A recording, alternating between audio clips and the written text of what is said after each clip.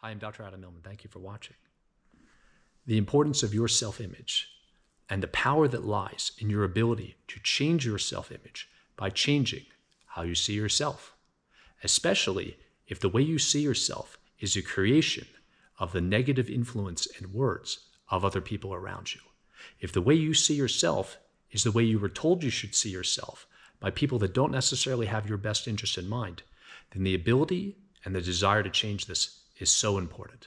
Because how you see yourself will determine what you accomplish in life, what you study, what you pursue, what type of job you'll get, what type of spouse you'll pursue, and how you'll live your life is based on what you think is possible, and what you think is possible comes from what you think of yourself and what you think you can do and what your potential is. Now, last week, I had the wonderful opportunity to see one of my favorite Broadway productions. It was playing at the Smith Center here in Las Vegas, and I was able to see it with my children. Now, I had seen it over 20 years ago when I was living in New York. And at the time, I think the message, one of the main messages of the production, I completely missed it. But this time I saw it. This time I got the message. And I thought it was so important for my children to see it and get the same message out of it. The show is called Les Miserables. And it's based on a novel written by Victor Hugo in 1862. And it's based on what's called the June Rebellion of June 1832. It occurred in France on June 5th and June 6th. And it starts in 1815 and peaks in the culmination of the novel peaks in 1832 with this rebellion. And it has to deal with this character, Jean Valjean, who was in prison for 19 years for stealing a loaf of bread to feed his sister's kids. He was put in jail.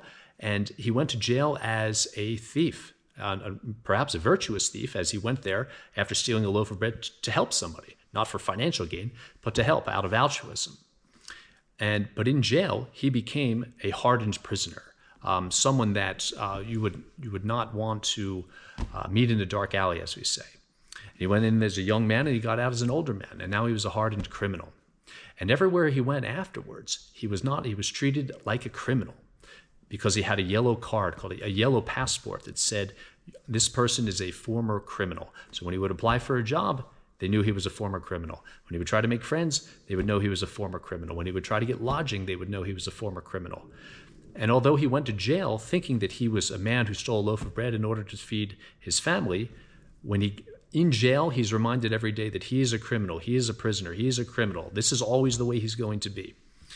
And then when he gets out, he's reminded every day. When he applies for a job, when he tries to get lodging, he's reminded by his card, his identification papers, that this is who he is. He is a criminal. So, as people don't like to lead inconsistent lives, the way you see yourself is how you're going to act. So he saw himself as a criminal, so he decided to behave as a criminal. He didn't see any other opportunity. He was given lodging by a bishop, a priest, and in the night he robs the priest. The next day he's arrested and brought back to the priest's house. He says that he was given all of the silver knives and forks and spoons. He tells the police that this is what he was given. And when he comes back, they laugh and they say to the priest, "We've caught this man, and we know that he was staying at your house, and he says that you gave him all of the stuff." And the priest says, "Well, of course I did." But he says, "Valjean, I'm very disappointed in you. Why didn't you take these candlesticks? They're worth at least 200 francs. That was very foolish. Why didn't you take everything?"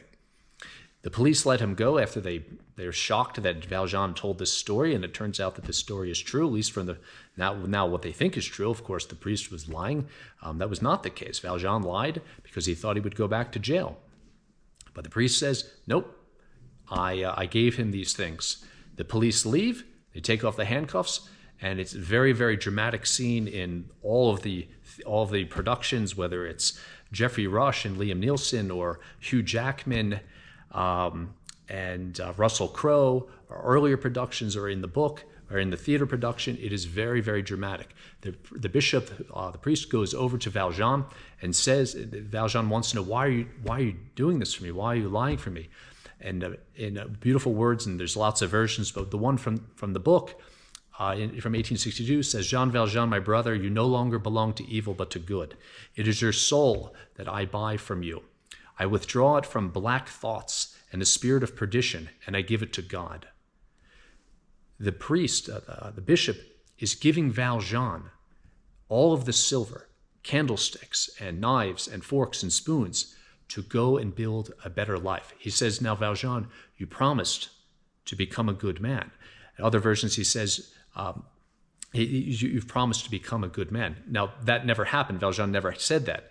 But the priest says, you promised to become a good man. The priest basically says, I've now ransomed your soul back from evil, and from evil thoughts and from evil tendencies, and I give it to God. I give it to good. You no longer belong to evil.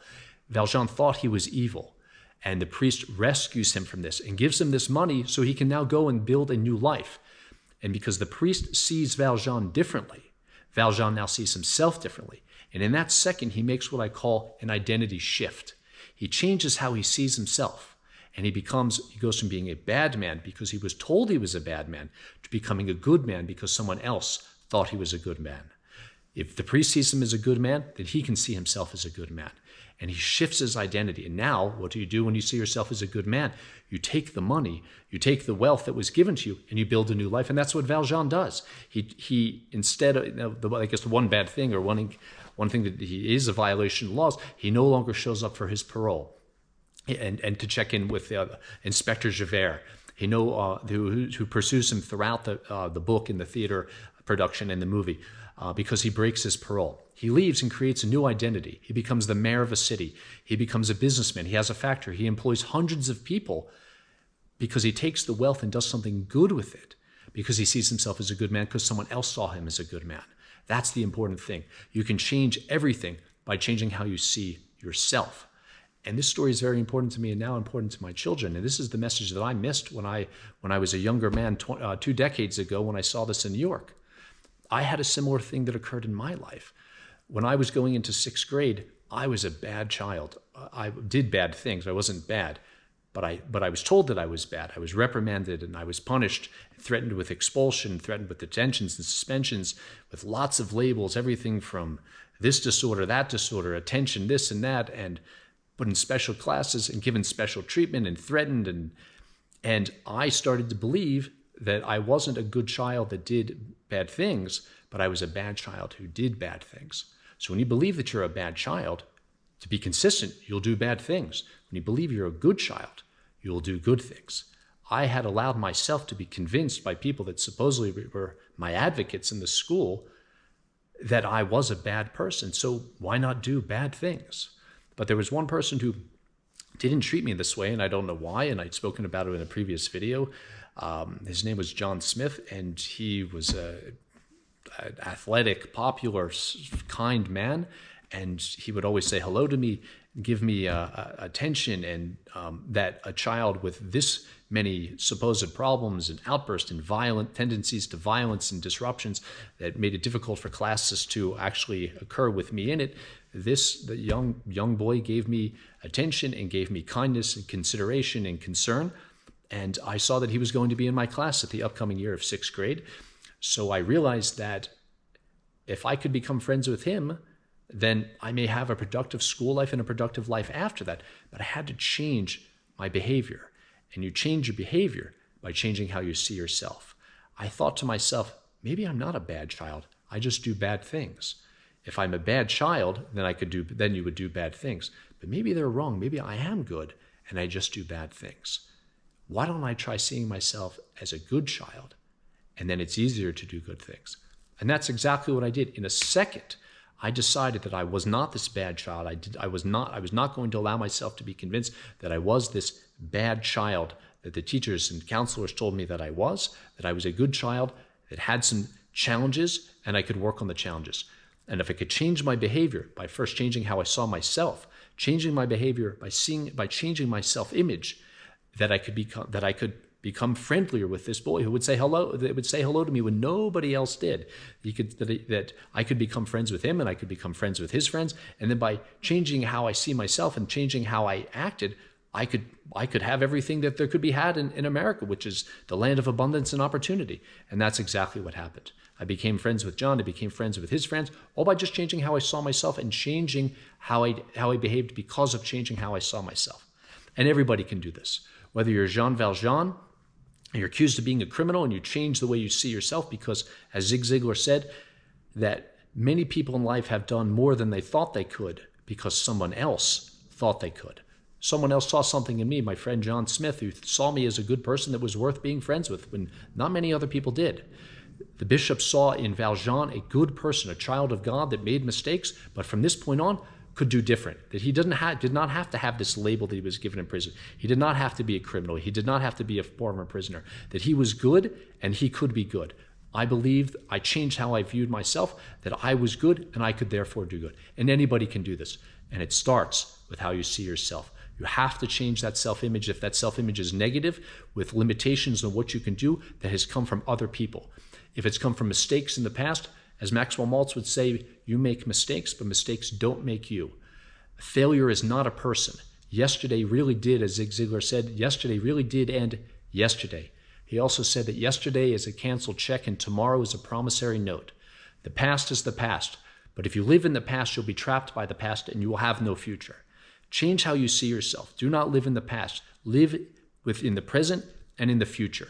Do not view yourself as someone that is broken that needs to be fixed, but maybe just change how you see yourself, especially if it was based on the negative influence and words of other people. And you can have an amazing life. You can pursue your dreams the way I was able to pursue my dreams, but it starts with how you see yourself. That is the foundation of all success. Realizing your self-worth is the beginning of your success and the beginning of prosperity.